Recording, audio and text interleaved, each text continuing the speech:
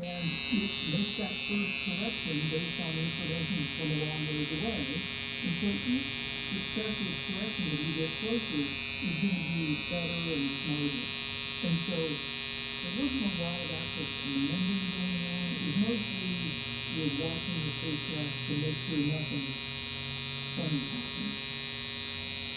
All of this is to occur on the 4th of July.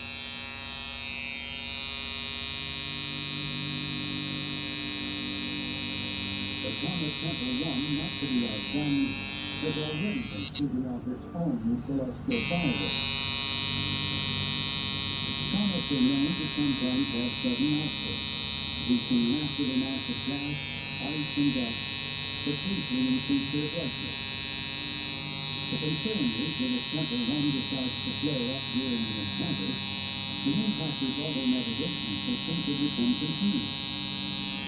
Worst case, the impactor might miss the comet entirely.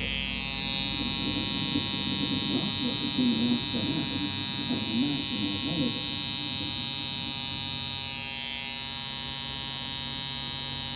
Mission has flight all impacted spacecraft subject to security assignment.